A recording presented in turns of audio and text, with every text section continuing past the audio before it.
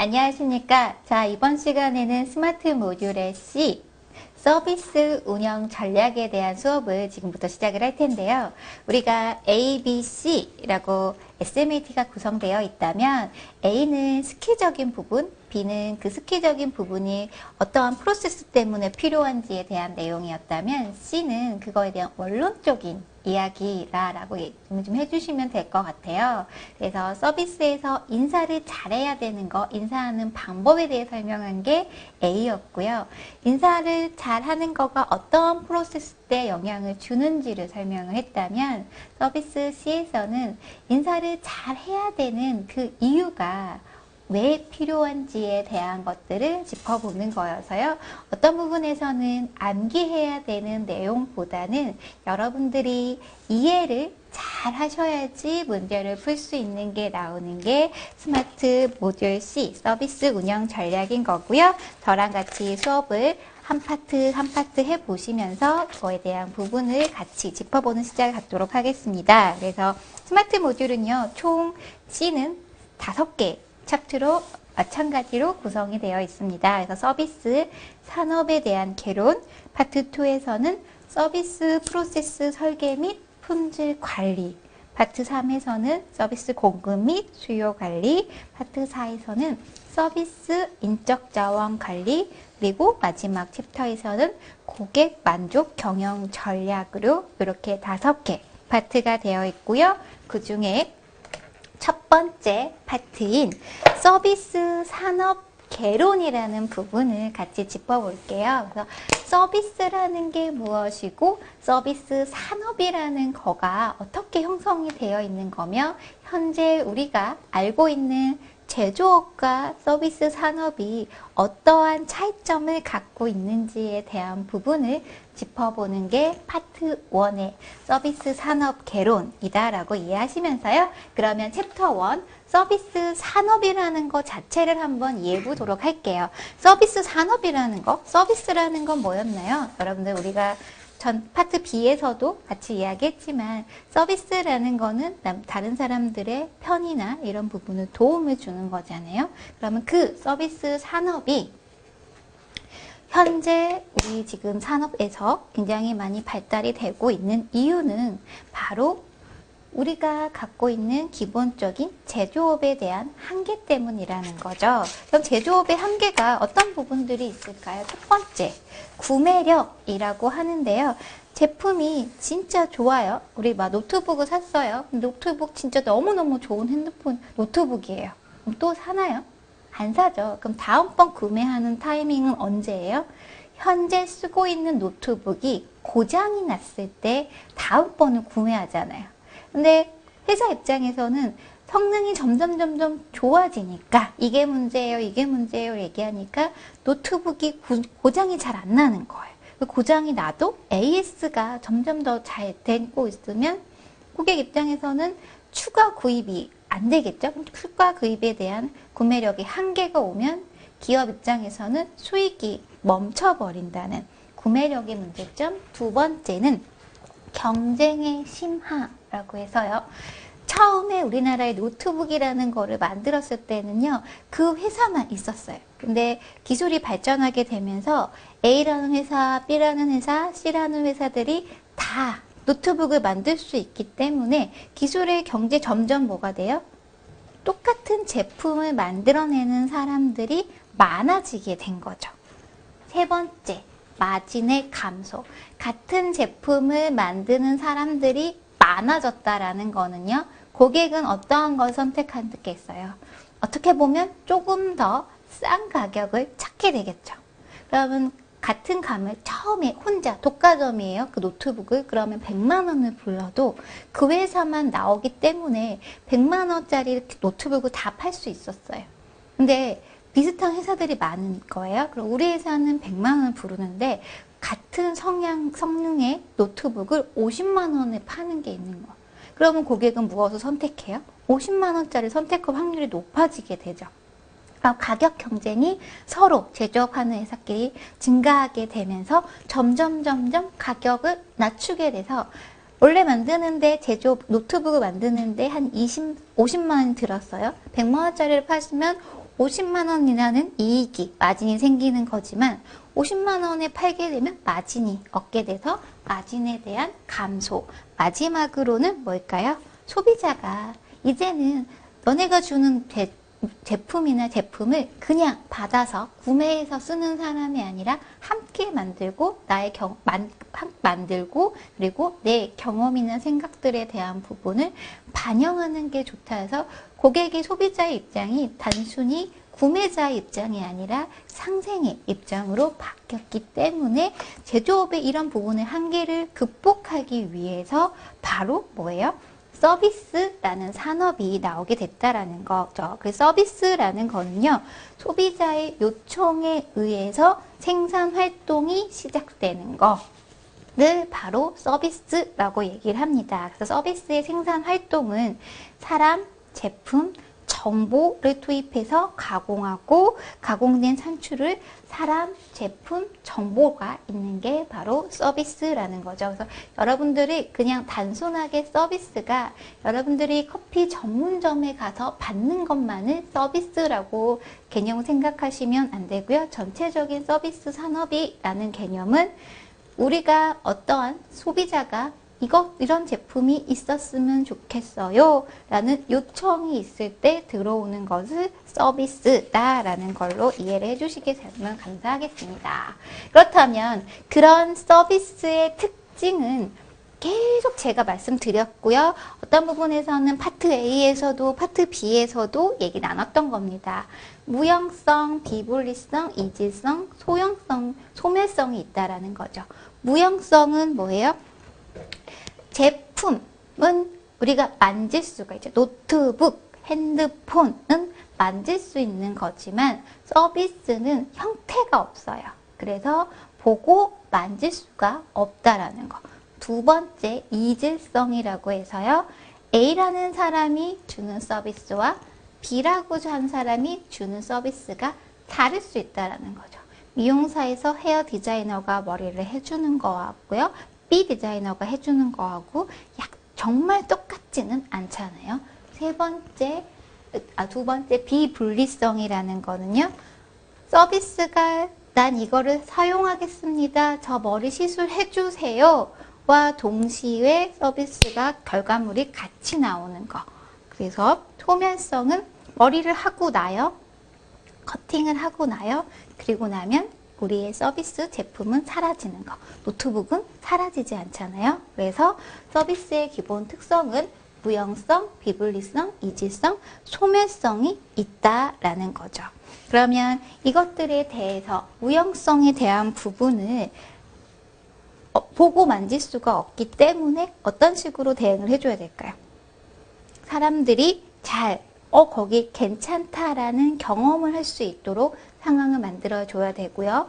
무형성에 대한 부분들을 잘못 전달하게 되면 불만 고객이 될 수 있기 때문에 구전 활동하는 부분에 적극적으로 활용해야 되는 거.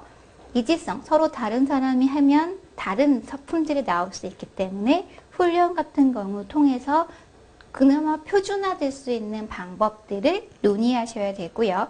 비분리성, 경험과 동시에 끝나는 거기 때문에 고객에 대한 부분을 철저하게 잘 관리하셔야 되고요. 소멸성이라는 거 만나고 나면 사라지기 때문에 우리가 수요가 어느 정도 되는지에 대한 부분을 예측할 수가 없어서 수요하고 공급에 대한 부분을 예측하는 게 필요하다라는 거 말씀드리겠습니다. 자, 서비스라는 거는 고객의 요청에 의해서 이루어지는 거고 4가지 특성이 있다라고 말씀드렸는데요. 그렇다면 그거에 대해 서비스 패키지라는 거는 특정 환경에서 서비스가 제화 및 정보와 함께 제공되는 상품의 묶음을 의미한다라는 거. 인터넷을 활용하셔가지고 인터넷을 활용하는데 인터넷은 서비스예요. 서비스인데 인터넷을 활용하려면 뭐가 있어야 돼요? 노트북이 있든 컴퓨터 PC가 있든 혹은 핸드폰이 있든 무엇인가가 있어야지만 그 인터넷이라는 걸 할 수가 있잖아요. 그게 바로 그거를 다 합쳐놓은 게 서비스 패키지라는 거죠. 그래서 서비스의 무형적 특성으로 인해 제공하는 서비스를 명확하게 설명하기 어렵기 때문에 서비스의 패키지라는 개념을 기억하게 됐다. 그래서 서비스 패키지의 구성 요소는요. 첫 번째, 서비스 경험. 서비스 패키지를 통해 고객이 얻게 되는 경험이요. 인터넷을 K사나 S사나 L사라는 것들을 쓰게 되면서 끊김없이 잘 속도가 좋게 되는지 아니면 끊김이 되게 많은지 이런 것들에 대한 것들을 얻게 되는 게 서비스 경험인 거고요.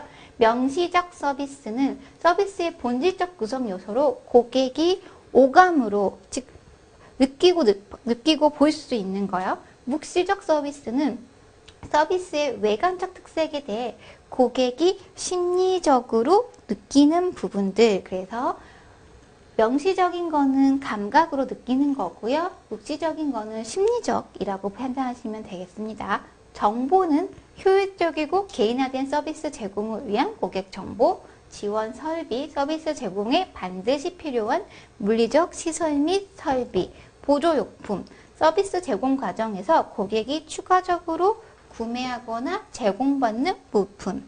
우리가 핸드폰을 쓰면서 무선 이어폰을 쓴다라든지 아니면 배터리를 추가 받는다든지 선을 연결하는 게 보조용품인 거죠. 그래서 서비스 패키지의 구성 요소는 경험, 감각, 오감을 느낄 수 있는 거, 명시적, 그 다음에 심리적인 요소, 정보, 그리고 그 서비스를 잘 활용할 수 있는 설비, 그리고 추가용품. 요게 서비스 패키지의 기본 요소다라는 거 기억을 좀 해주시기 바랍니다.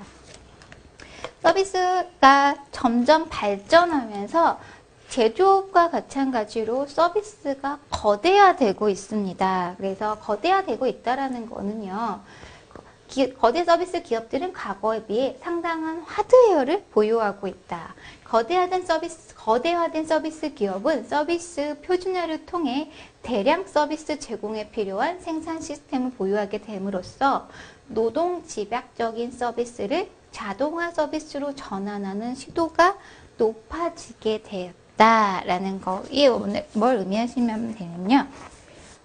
서비스라는 거, 생산에 필요한 거에 대한 부분이 앞에 있는 슈퍼마켓 정도 하나가 되어 있다라고 생각을 한다면 지금은 홈플러스라든지 이마트라든지 점점 굉장히 커지고 있잖아요. 그러면 거기서 오는 고객의 니즈에 맞게끔 매장이 바뀌게 되는 거. 그러면 슈퍼마켓을 조그맣게 한 회사는 우선은 노동 집약적으로 고객들을 만나서 그 사이즈만 됐다면 그거를 시설이나 이런 부분들을 다 활용하셔가지고 점포들을 서비스를 표준화시키고 고객을 만족화시키게 되는 거. 네이버 같은 경우요. 구글 같은 경우들이 서비스 거대화인 거죠. 구글을 이용하셔가지고 나오는 아이템들이나 이게 구글 사이트만 있는 게 아니잖아요. 그거에 있는 DB들을 활용해가지고 또 다른 서비스도 만들게 되는 것들. 그래서 서비스가 단순하게 하나의 미용실에서 주고받는 거의 개념에서 넘어가가지고 우리가 고객이 필요한 부분들의 무언가 무형이 되는 것들을 제공하는 건데 이 제공하는 그 기준이 점점점 거대화되어 있고 이 거대화를 할 때는 단순하게 기존의 하드웨어가 없는 상태에서 이루어지는 것가 아니라 하드웨어라는 부분이 있는 상태에서 이루어지고 있다라는 거. 그래서 챕터 1에서 여러분들이 기억하셔야 되는 거는 서비스 산업이 왜 발전하게 됐는지, 즉 제조업의 한계에 의해서 서비스 산업이 발달하게 됐고요. 제조업과 다르게 서비스 산업의 가장 큰 핵심은 소비자가 요청에 의해서 생산이 시작된 거고요. 서비스의 기본 특성은 무형성, 이질성, 비분리성, 소멸성이 있다라는 거 기억하시면서요. 자, 그럼 챕터 2에서 서비스 경제와 서비스 패러독스라는 부분을 같이 알아볼 텐데요. 그러면 우리가 무형성과 이질성과 비분리성, 소멸성을 갖고 있는 이 서비스가 경제에서 어떻게 하고 서비스 패러독스라는 얘기는 많이 들어보셨을 텐데요. 그게 무엇인지 같이 알아보도록 하겠습니다. 서비스 경제. 서비스 부분에 의해 경제활동이 지배되는 경제로 전체 노동력의 50% 이상이 서비스 부분에 종사하면 서비스 경제라고 한다. 그러니까 지식정보 산업이다 뭐 이런 개념일 수도 있는데요. 물건을 만들어내는 거에마가 아니라 물건을 서비스가 어떠한 고객의 요청에 의해서 혹은 사람과 사람 간에 관련된 부분에서 일을 하는 산업이 더 많아졌을 때 그것을 서비스 경제라고 얘기를 하는데, 서비스 경제에 대한 부분이 나오게 되는 거는 우리가 제조업의 한계에 대해서 이야기 나눴던 것처럼요. 산업혁명이 빠르게 진행되고 고객의 사람의 생각이, 소비자의 생각이 바뀌게 되면서 산업의 뭔가 기술이 발달하는 것보다 서비스에 대한 발달이 산업 발전에 더 영향을 끼치게 되는 것입니다. 그래서 산업혁명에 대한 기준으로 전기산업사의 산업사회, 후기산업사회로 다니엘 벨이 주장을 한 건데요. 전기산업사회라는 거는 여러분들 잘 아는 1차 산업으로 봐서 농업, 어업, 강업 등이 생산에 우리의 그 이득 생산을 만들어내는 주체가 되시는 분들, 주체가 되는 상황입니다. 그래서 직업은 농부와 어부와 강부들이 있는 거고요. 기술은 이걸 채취하는 거고, 전기산업사에는 땅이 있어야지나 뭐 바다가 있어야지만 토지와 자원에서만 이득을 날 수 있는 산업이 전기산업사이고요. 산업사에는 이제 기술, 1차 산업혁명 뭐 이런 얘기 한번 들어보셨을 거예요. 기술이 발달하면서 제조업이 나오는 거. 그래서 엔지니어가 가장 큰 산업을 이끌어 나가시는 거고요. 기술은 생산력, 생산성과 효율성, 투입 대비 결과물이 많아지게 되면 산업사회에서는 경제활동을 활발하게 할 수 있는 거죠. 후기 산업사의 서비스 경제로 분류될 수 있는 거는요.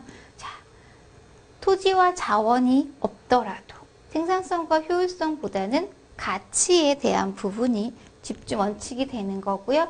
기술은 무언가를 만드는 것보다는 지식과 정보, 그래서 전문가, 기술 연구자들이 산업을 발전시킨다라는 게 지금 서비스 경제에 대한 거고, 그거를 다니엘 벨은 후기 산업시장이다라고 구분을 했습니다. 서비스 산업이 이제 발달하게 되면서요, 뭐가 생겼어요? 서비스 패러독스라는 거. 서비스 경제의 발달, 경제적 풍요, 기술의 발달로 양적으로는 질적으로 더 높은 수준의 서비스를 대량으로 공급받음에도 불구하고 소비자들이 체감하는 서비스 품질은 하락하는 현상. 우리가 지금 현재 4G, 5G가 나왔어요. 5G에 대해서 여러 가지 얘기들이 많이 있죠. 끊김 현상이 있다. 속도가 그만큼 나지 않는다. 예전에, 아주 한참 전에 인터넷이라는 게 없을 때는 5G의 속도에 대한 부분은 전혀 생각하지 못했기 때문에 물리적으로 전화통신을 하지 않더라도 문서를 받을 수 있는 인터넷이라는 개념이 있다라는 거, 서비스가 있다라는 것만으로도 만족도가 생겼다면, 지금 현재는 속도가 얼마나 빠르냐, 이게 더 중요하게 된 거잖아요. 그래서 그게 바로 서비스 패러독스라는 거죠. 너무 좋은 것들을 많이 받다 보니까 고객들은 더 눈높이가 높아졌다라는 게 서비스 패러독스입니다. 서비스 패러독스의 발생 원인은 기대 측면에서, 기대 수준의 상승으로 고객 입장에서 당연한 절차로 여기는 현상이 증가한 거죠. 제가 오늘 강의 들어오기 전에 봤던 기사 중에 하나인데, 우리가 카페 같은 데 가가지고요, 콘센트가 있는 것들이 요즘은 너무 당연하게 봤잖아요. 그래서 스타벅스 브랜드 같은 경우에 콘센트들을 굉장히 많이 카페에서 공부하거나 일하는 사람들을 위해서 많이 해놨어요. 그래서 기본적으로 우리가 갖고 있는 거는 스타벅스에 가면 노트북을 들고 콘센트를 꽂고 일을 하는 거에 대한 거를 기대를 하고 있고 당연하게 여기고 있는데 점점 콘센트가 없는 스벅이 많이 생기고 있대요.